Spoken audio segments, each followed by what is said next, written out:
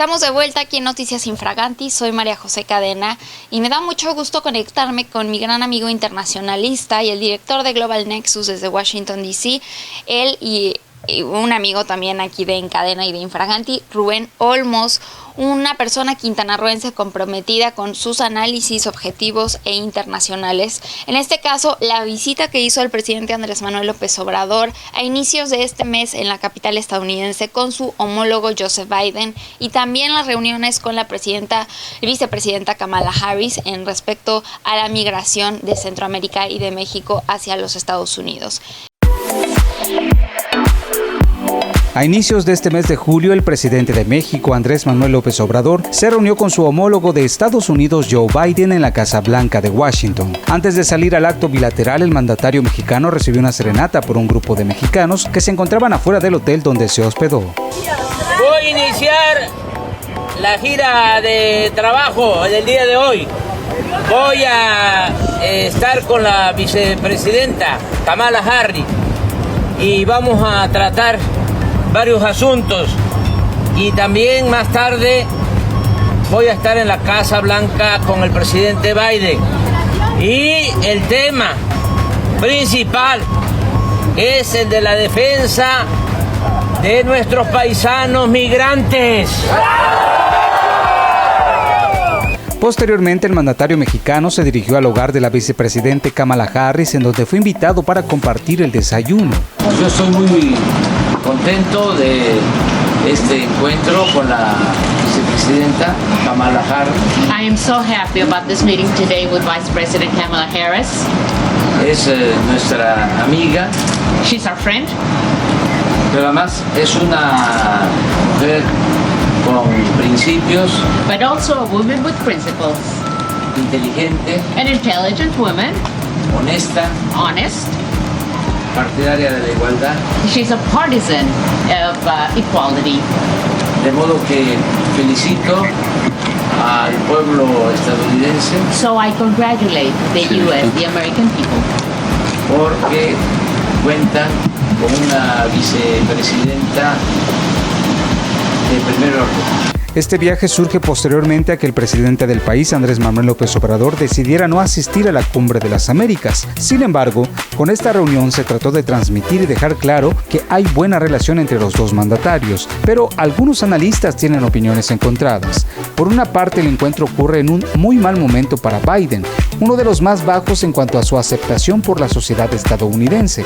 Más de 3/4 partes de los electores estadounidenses consideran que el país va en la dirección equivocada, y el 64% de los demócratas, su partido, consideran que no debe postularse como candidato en las próximas elecciones presidenciales de 2024. Y al parecer, el presidente Andrés Manuel López Obrador no entendió que el encuentro con medios en la oficina oval de Biden era solo dar un saludo, dejar que los medios tomaran fotos y transmitir el mensaje de que la relación entre los dos países es buena.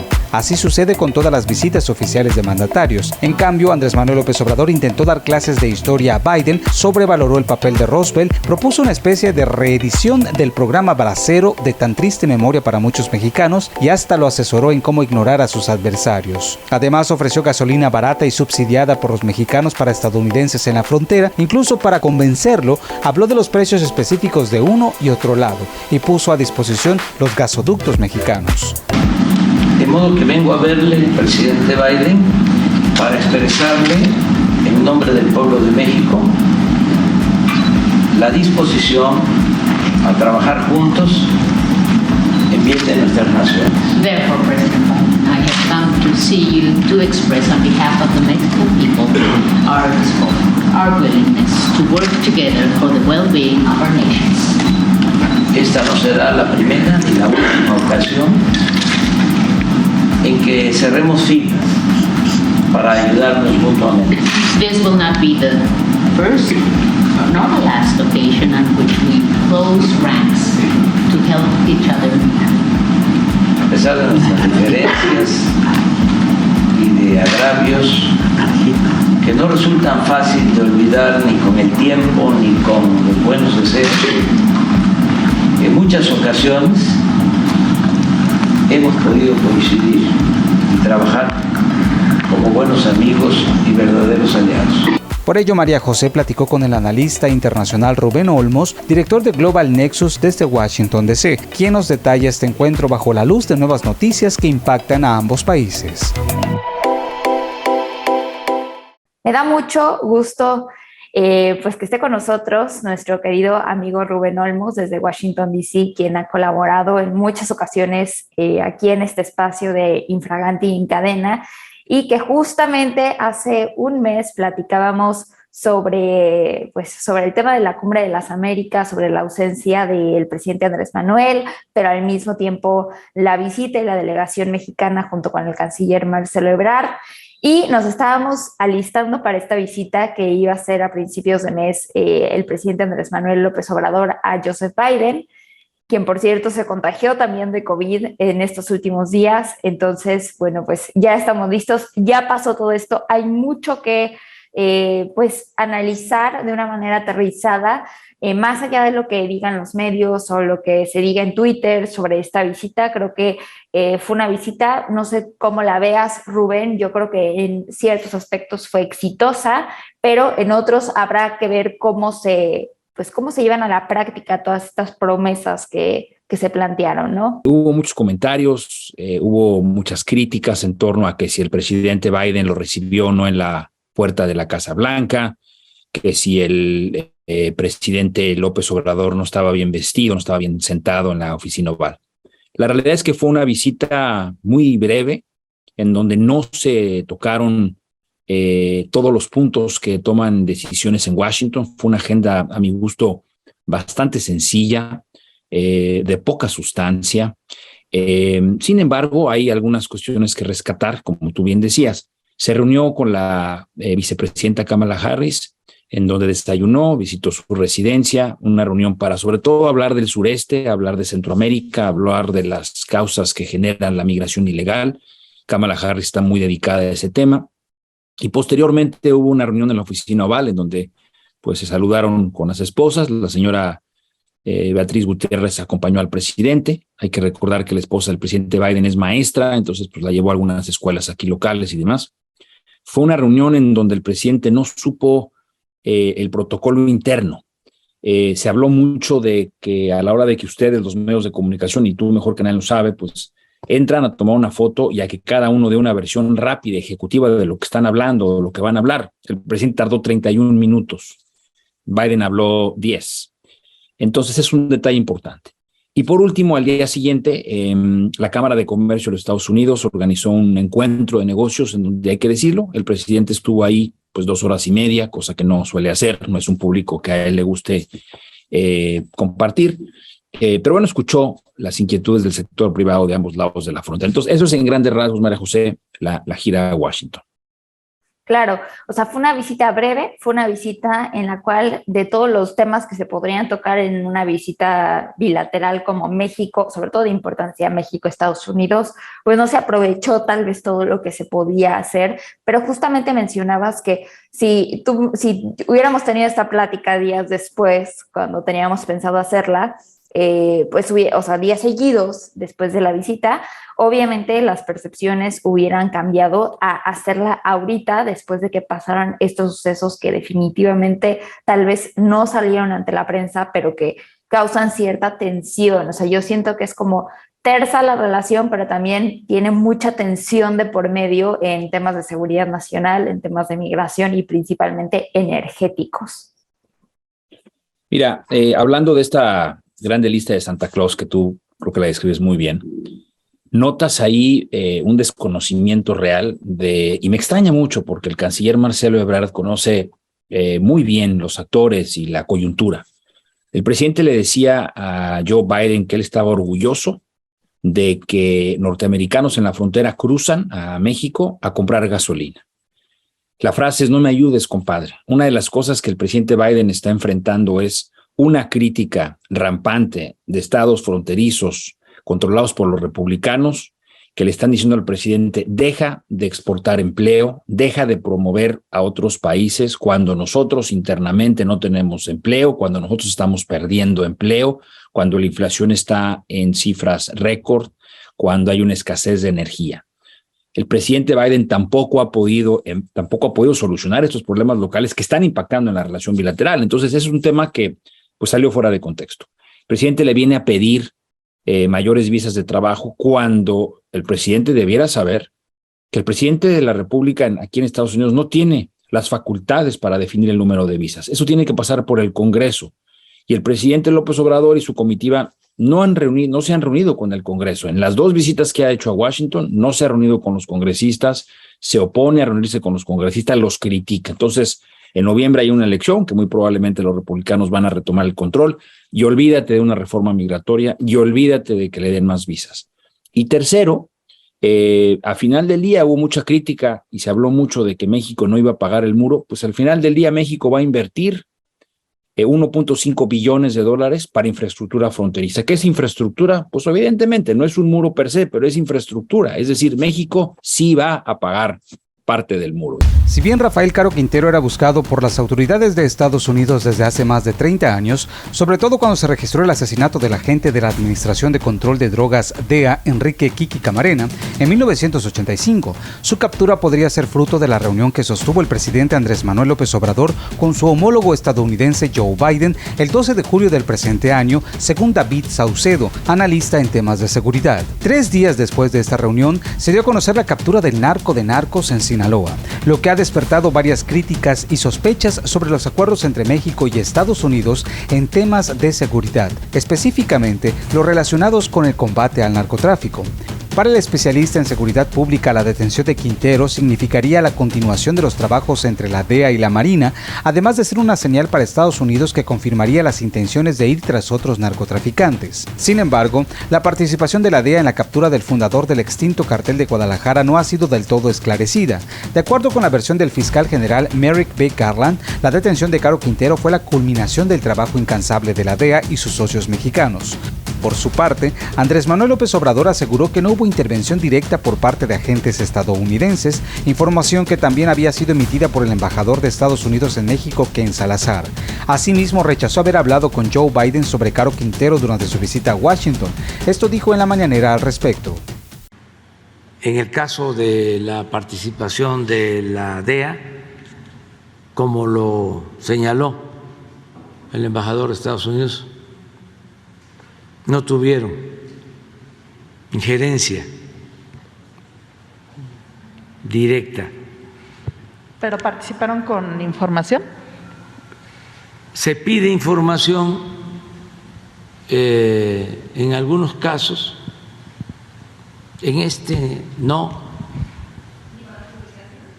En el caso de la comunicación se había hecho una solicitud a través de la Secretaría de Relaciones Exteriores hace algún tiempo para que cooperaran con información, pero no se llevó a cabo. O sea, la DEA no respondió a esta solicitud de la... No, sí, ¿Sí?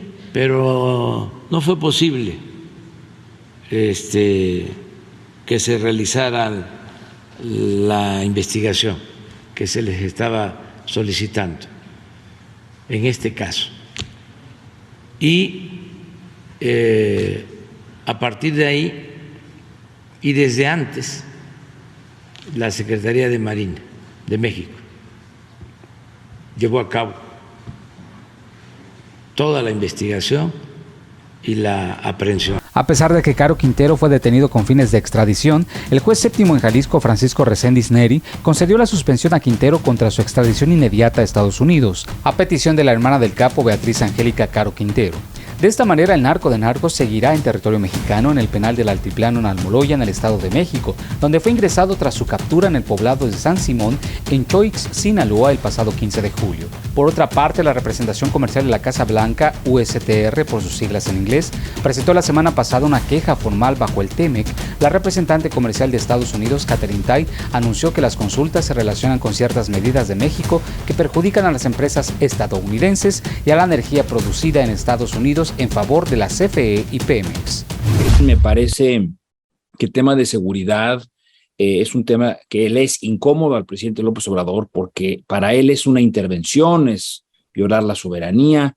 A ver, me queda claro de que la Marina fue el que a final del día aprendió a Caro Quintero, pero es claro porque la DEA lo ha dicho y la DEA no va a salir a decir públicamente algo tan particular y tan importante como es. Nosotros le dimos la inteligencia a la Marina para capturar a Caro Quintero. No hay que olvidar que Caro Quintero era alguien de los más buscados porque él participó en el crimen de un exagente de la CIA, Kiki Camarena, que evidentemente durante muchos años Estados Unidos ha querido pues aprender a Caro Quintero. Entonces, son temas que seguramente se tocaron, María José, pero que el presidente y la delegación mexicana no hicieron público.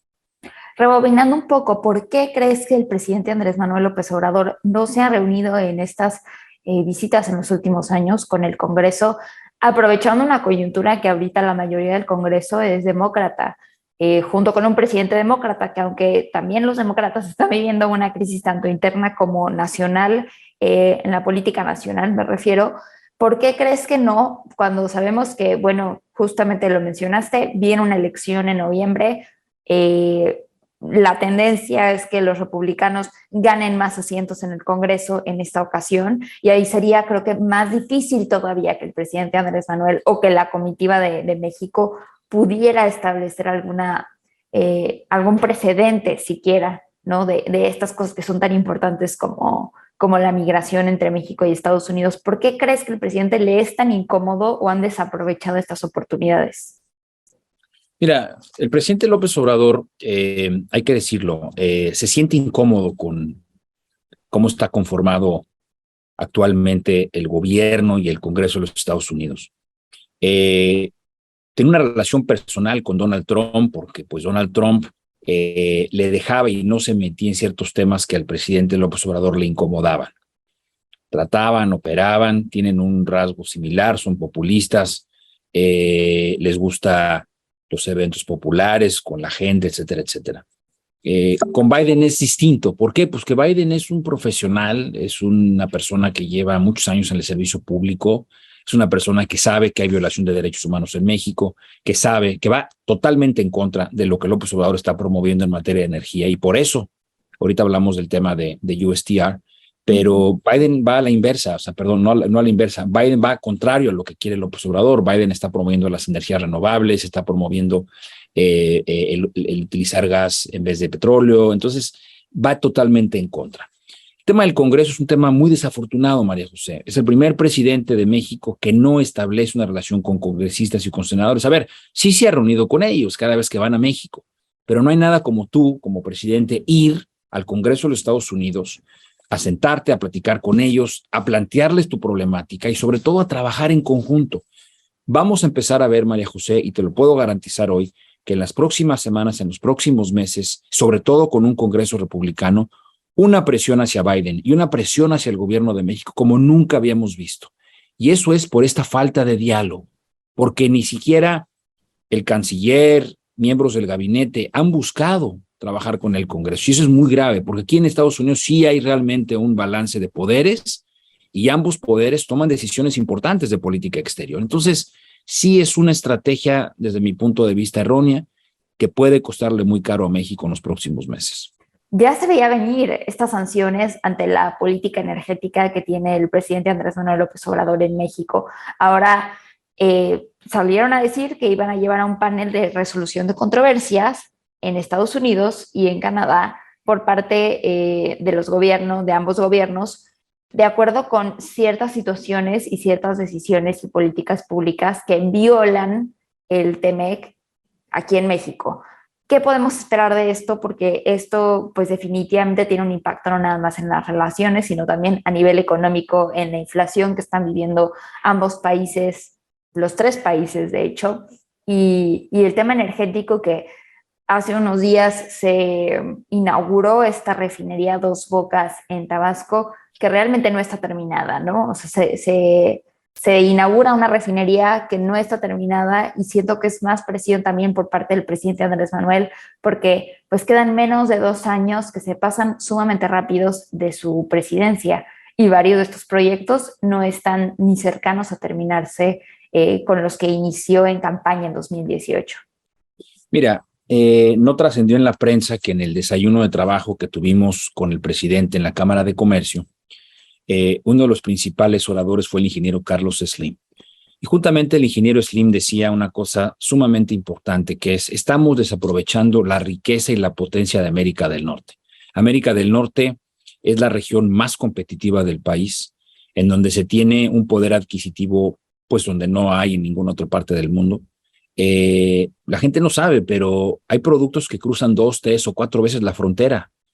Por ejemplo, el ensamblaje de un vehículo puede empezar en una planta en Querétaro, de ahí se va a Canadá para que le pongan el arnés electrónico y regresa a México para que le terminen el chasis y acaba en Estados Unidos para irse a exportar a Europa. Entonces, esa es la integración que tiene América del Norte.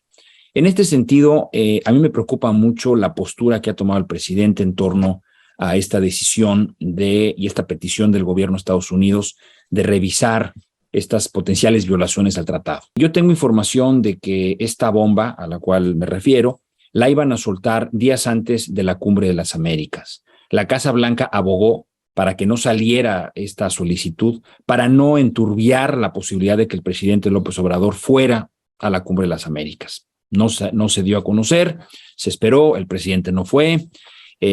Potencialmente iba a volver a salir días antes de la visita a Washington y nuevamente la Casa Blanca le pidió a USTR: no la saques ahorita porque eso va a minar que el presidente venga.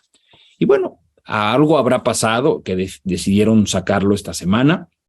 Es algo que nos debe de preocupar, sobre todo porque, mira, México tiene 75 días para sentarse con Estados Unidos y Canadá, llegar a un acuerdo. Veo muy difícil que se llegue a un acuerdo, María José. Lo más probable es que se vaya al panel de controversia, se va a revisar, que México no va a aceptar que está violando los preceptos del TEMEC, porque el presidente lo ha dicho en la narrativa diaria.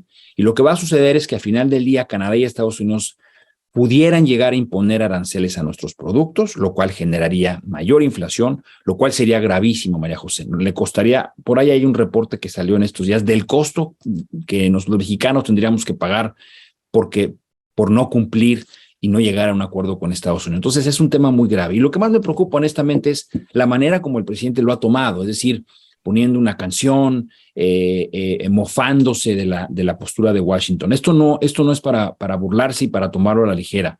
Esto es algo serio y eso es algo que pudiera dañar el último año de su gobierno si la situación económica en México se deteriora. Claro. Pregunta concisa. ¿México está violando las condiciones energéticas que se plantean en el TEMEC, a las cuales el presidente como representante, como jefe de Estado de México, adquirió? ¿Sí se están violando? Mira, yo no soy un experto ni en materia energética ni en materia comercial. Lo que te puedo decir es de que México no está dando las garantías, no está dando la seguridad jurídica a las empresas norteamericanas, a las empresas canadienses que invirtieron en México cuando se abrió el sector energético. La realidad de las cosas es de que esto se pudiera haber solucionado, pudiera haber llegado a un acuerdo antes de que esto sucediera, en donde México le autoriza continuar el trabajo de la mano de CFE, de la mano de Pemex, y poder en este caso garantizar la inversión de estas empresas que decidieron invertir en nuestro país. En ese sentido, si eso hubiera sucedido, hubiera habido un acuerdo, y para eso vino John Kerry 4 veces a México, y para eso el embajador Salazar se la vive en Palacio Nacional tratando de abogar para que esto se dé. Entonces yo te diría, créeme, la titular de USTR, Katherine Tai, la embajadora Tai, es una experta en el tratado, es una experta economista, y quiero pensar que le doy más la razón a Katherine Tai que al presidente López Obrador. Claro, y yo creo que tenemos que entender que cuando se habla de llegar a un panel de resolución de controversias de un tratado internacional multilateral, porque son 3 países, no es cualquier cosa. O sea, tuvo que pasar mucho tiempo sin poder llegar a ese acuerdo que tanto mencionas, esa solución en corto, en privado también, porque no es algo que los países aspiran, porque también crea tensión si se ponen aranceles, que es que paguen en México más por ciertos productos. Para que lo podamos entender, significa que si tú comprabas un producto estadounidense, que cruces la frontera, cuando llegues al súper va a estar más caro, posiblemente se va a salir de tu presupuesto, además de las repercusiones globales, y son cosas que también afectarían al propio Estados Unidos, ¿no? También es un riesgo que tomaría el gobierno de Joseph Biden ante la situación en la cual hay gran inflación, hay desempleo y hay mucho descontento. Creo que la tasa de popularidad de Joseph Biden es de las más bajas de la historia, por lo tanto hay mucha tensión, y que los países lleguen a ese punto en donde también tendrían repercusiones negativas es porque realmente hay una violación grave que tendría un impacto a corto y a largo plazo en pues este tratado que no es cualquier cosa, ¿no? O sea, es algo formal y es una relación de más de 30 años. Mira, María José, no quiero sonar, siento que en la entrevista el día de hoy se puede sentir que estoy muy pesimista de la relación bilateral. Mira, yo siempre lo he dicho, no hay relación bilateral más importante entre dos países vecinos como la que tiene México y Estados Unidos. Lo hemos dicho incansablemente, el nivel de 80% de nuestras exportaciones van a Estados Unidos. Estados Unidos es el principal emisor de turismo para nuestro país, para Quintana Roo. Sin embargo, yo te diría, sí es importante hacer un alto, revisar los últimos 2 años que le quedan a la administración. Viene ya un proceso sucesorio que se está siguiendo con detalle en Washington, con detalle en Nueva York. Ya están empezando a ver la postura de Marcelo Ebrard, la postura de Claudia Sheinbaum, la postura de Adán Augusto, cómo está operando la oposición, qué piensa la oposición. Entonces, tenemos 2 años en donde tenemos que trabajar muy de la mano y revisar esa estrategia. ¿Qué sigue este año, María José, para tener en el radar? Uno es la reunión del High Level Economic Dialogue, que es el diálogo económico de alto nivel entre los gobiernos, que se va a llevar a cabo en septiembre, en donde se va a revisar este gran paraguas de temas, comercio, medio ambiente, seguridad, migración, entre los dos gobiernos, para dar seguimiento a la última reunión de diciembre pasado. No se ha definido si se va a llevar a cabo en Ciudad de México, por ahí me decían que pudiera ser en Monterrey. Y luego a final de año, entre noviembre y diciembre, viene la cumbre de los 3 jefes de Estado, Canadá, Estados Unidos y México. A México le toca ser la sede. No han anunciado todavía la sede de dónde va a ser este encuentro. Y bueno, esto va a reafirmar nuevamente la importancia del mercado de América del Norte. Va a ser muy difícil, María José, si a final del día no se soluciona el asunto del TEMEC. Va a ser muy incómodo para México ser sede de un encuentro en donde Biden y Trudeau lleguen sabiendo que México no está cumpliendo su rol dentro del tratado. Entonces, son meses críticos, María José, que tendremos que seguir muy de cerca, espero, aquí en tu programa. Así es. Muchísimas gracias, Rubén. Gracias por explicarnos y darnos este panorama más completo sobre esta reunión y sobre la relación y sobre todo, pues ante todo lo que se ha sacado y se ha manejado en la prensa, tener un nivel de comprensión un poco más aterrizado de las cosas. Gracias por tu objetividad y tu tiempo. Saludos a Washington. Al contrario, María José, muchas gracias a ti. Espero que este programa les haya ayudado a comprender junto con todos nosotras y nosotros de Infraganti en Cadena cuál es la visión y cuál es pues este panorama que vemos en las relaciones entre México y Estados Unidos. Son muy importantes. Seguimos recibiendo aquí en el Caribe mexicano millones de estadounidenses año con año. Va creciendo la cifra. Canadienses también. Somos un aeropuerto sumamente conectado con los Estados Unidos. Es muy importante la relación, claramente. Se pueden sacar cosas muy buenas, pero no podemos desperdiciar también aquello que se puede mejorar. Quédense con nosotros, recuerden que nos pueden seguir en nuestras redes sociales. Soy María José Cadena. Recuerden que esta es tu plataforma. Mándenos sus denuncias, mensajes, comentarios, sugerencias y sobre todo proyectos que quieran compartir a través de En Cadena y de Infraganti, como siempre. Recuerden que nos vemos en la siguiente emisión y hay que hacer lo imposible para pasar a mejor vida en vida. Después, no tiene caso.